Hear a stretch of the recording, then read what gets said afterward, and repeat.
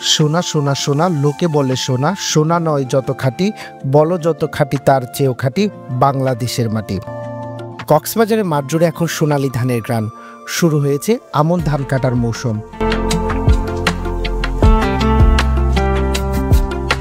উৎসবমুখর পরিবেশে কৃষকরা তাদের ফসল কেটে বাড়ি নিয়ে যাচ্ছেন। কেউ কেউ মাঠের পাশে মাড়াইয়ের কাজ করছেন।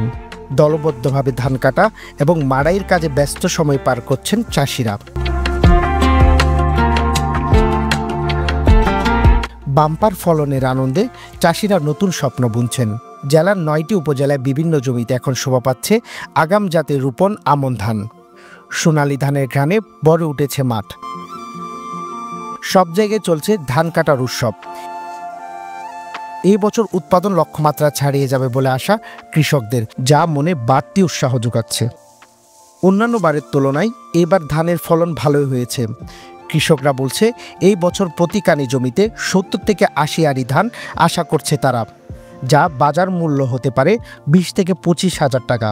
ধান খুব সুন্দর দাম হয়েছে।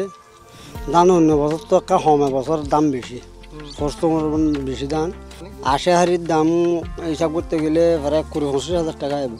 ইনশাল্লাহ খুশি। এখন কার বেচতে গেলেও 7,000 টাকার আছে, কুড়া বেচতে গেলেও 7,000 টাকা কুড়া আছে, 14,000 টাকা আছে।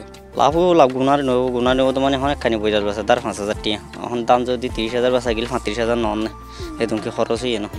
ধান ভালো হয়েছে, অন্য বছর 13 বছর ধান ভালো হয়। ধান চাষের শুরুর দিকে কিছুটা পোকার আক্রমণ হলেও কৃষিবিদদের পরামর্শে ওষুধ দেওয়ার পরে ধান সঠিকভাবে ফলন হয়েছে বলছেন কৃষকরা। দোকান আমার যায় না, মানে পরামর্শ করতে ধানের মাঝে এরকম বিয়ারাম করছে, তো এরকম তুমি লই যাও মাইলে দিয়ে যাইব। তো তুমি যাই না পরামর্শ করে ওষুধ দিয়ে ওষুধ আনে মারি দিয়ে আল্লাহ রহমত দিয়ে গেছে। পরামর্শ করে ওষুধ না মারলে ধানের ওইটা খাইতাম না, খালি বজাল দাঁড়িয়ে। সরকারি হিসেবে জেলায় এইবার ধান উৎপাদন লক্ষ্যমাত্রা ছিল ৭৮,৭৩৫ হেক্টর, কিন্তু বন্যার কারণে কিছুটা ধান উৎপাদন কম হয়েছে।